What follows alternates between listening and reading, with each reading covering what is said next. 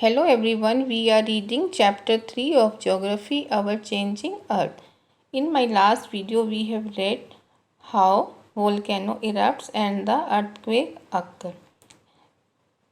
In this video, we will read about major landform. What are landform?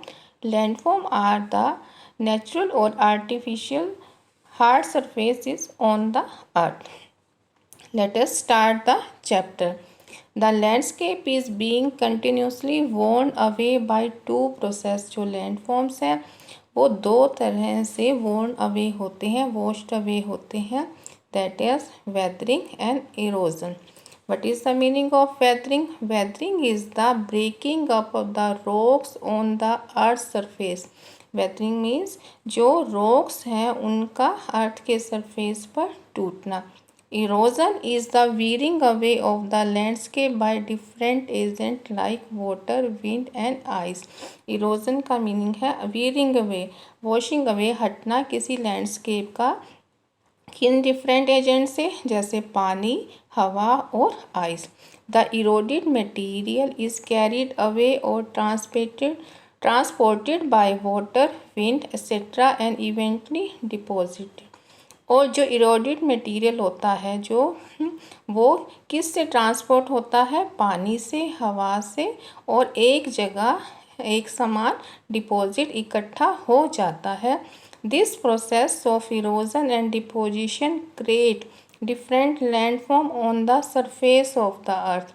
और ये जो erosion और deposition जो है डिफरेंट लैंडफॉर्म को अर्थ के सरफेस पर क्रिएट करते हैं. Now work of river. अब रिवर क्या वर्क करती है? The running water in the river erodes the landscape. जब रिवर फ्लो करती है तो ये अपने साथ सॉइल और काफ़ी मटेरियल लेकर आती है. When the river tumbles at steep angle over very hard rock और down a steep valley side it forms a waterfall.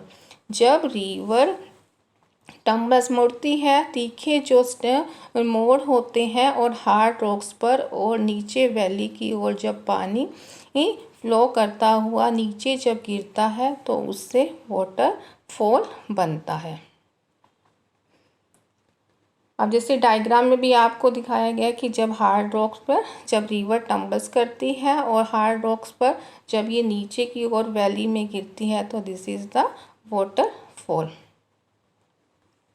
As the river enters the plain, it twists and turns, forming large bend known as meander. जब river क्या है enter करती है planes में और flat land पर जब ये ट्विस्ट मुड़ती है, टर्न्स करती है और लार्ज बेंड जब लेती है तो इसे meanders कहते हैं. जैसे अब रिवर ऐसे ऐसे फ्लो करती है, these are called meanders. And due to continuous erosion and deposition along the side of the meanders, और जो लगातार हटना और वियरिंग अवे होना और डिपॉजिट होना जो meander के साइड से, the end of the meander loop, जो लूप होती है meanders की, कम क्लोजर पास और पास आ जाती है. In due course of time, the meander loops cuts off time of the river and forms a cut-off lake. और इस वजह से कुछ समय के बाद जो meander लूप होती है वो रिवर से कट डाउन हो जाती है और एक कट ऑफ लेक बनाती है जिसे कि ऑक्सबो कहते हैं, ऑक्सबो लेक कहते हैं. At times the river overflow its bank. और कभी कभी रिवर अपने जो किनारों से ओवरफ्लो होकर बहने लगती है. This leads to the flooding of neighbouring area. इससे क्या होता है कि जो आसपास का एरिया होता है उसमें क्या है, बाढ़ आ जाती है. As it floods it deposit layer of fine soil and other material called sediments along its bank. और जब ये फ्लड आती है तो ये जो अच्छी फाइन सॉइल होती है और दूसरे मटेरियल को वहाँ पर डिपॉजिट करती है. This lead to the formation of a flat fertile flood plain. और इससे क्या है, फ्लैट प्लेन जो फर्टाइल जहाँ पे growing of crop is very easy and the बहुत अच्छे से वहाँ पर क्रॉप ग्रो करती है। इसे फ्लड प्लेन कहते हैं। The raised bank, raised means उठे हुए किनारे, are called levees. As the river approaches the sea, जैसे ही जो नदी है वो समुद्र के किनारे जब पहुँचती है, the speed of the flowing water decreases, और जो पानी की स्पीड है वो कम हो जाती है। और हमें अब देखो डायग्राम में भी शो किया हुआ है कि ये लीव्स हैं जो रेस किनारे हैं, दीज आर मेंढक and this is the oxbow lake. और जैसे ही जो रिवर की जो स्पीड, नदी जब समुद्र के पास पहुंचती है तो इसकी स्पीड कम हो जाती है। And the river begins to break up into number of stream, और जो नदी होती है वो छोटी जो और स्ट्रीम्स में डिस्ट्रीब्यूट हो जाती है, बढ़ जाती है। This is called distributary. जैसे अब आपको यहाँ पे दिखाएगा, this is the main river. और फिर जब ये सी के पास आती है तो ये छोटी छोटी डिस्ट्रीब्यूटरीज में डिवाइड हो जाती है।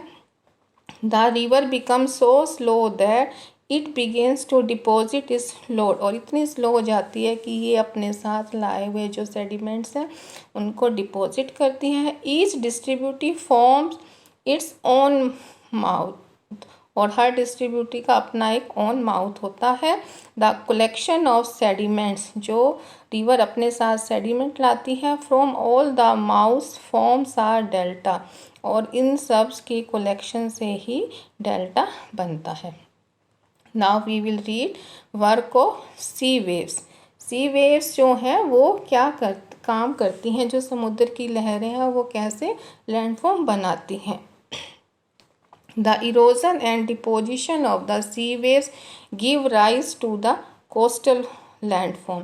जो इरोजन है और डिपोजिशन है जो सी वेव्स का, वो कोस्टल लैंडफॉर्म में होता है, बनाती हैं। और sea waves continuously strike at the rocks, जो समुद्र की लहरें होती हैं वो लगातार चट्टानों से टकराती हैं। क्रैक्स डेवलप, उनमें दरारें पड़ जाती हैं।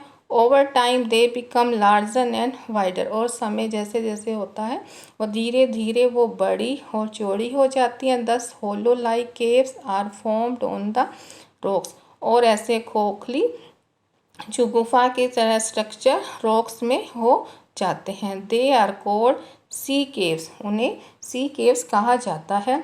As these cavity become bigger and bigger, only the roof of the cave remain, और जैसे जैसे ये कैविटी बड़ी हो जाती हैं तो उनकी केवल छत रह जाती है, मतलब ऊपर केवल रूफ ही रह जाती है। दस फॉर्मिंग सी आर्चेस, इससे सी आर्चेस बनती हैं। Further erosion breaks the roof, और फर्दर जो उसके बाद जो वॉल इरोजन होता है उससे वो छत भी टूट जाती है। ओनली वॉल्स आर लेफ्ट, केवल दीवारें बचती हैं। These wall-like feature are called stacks, इन्हें stacks कहते हैं। The steep rocky coast rising almost vertically above the sea water is called sea cliff, और जो ये दीवार की तरह जो स्ट्रक्चर होते हैं और ये वर्टिकली समुद्र पानी में खड़े होते हैं, जिन्हें सी क्लिफ कहते हैं। The sea waves deposit sediments along the shores forming beaches, और ये जो सी वेव्स हैं सेडिमेंट्स को डिपॉजिट करते हैं और इनसे बीचेस बनते हैं। अब आपको डायग्राम में भी बताया गया है, this is sea cave and this is sea arches and ये sea arches and this is stack. Now we will read work of ice. अब आइस कैसे लैंडफॉर्म को बनाती है। Glacier are rivers of ice, glacier क्या है न, बर्फ़ की नदियां हैं, मतलब फ्रोज़न रिवर है। Which to erode the landscape, जो कि लैंडस्केप को हटाती हैं। By bulldozing the soil, soil को डिस्ट्रॉय करके। And the stone to expose the solid rock below, जो कि इसके नीचे जो सॉलिड रॉक होती है।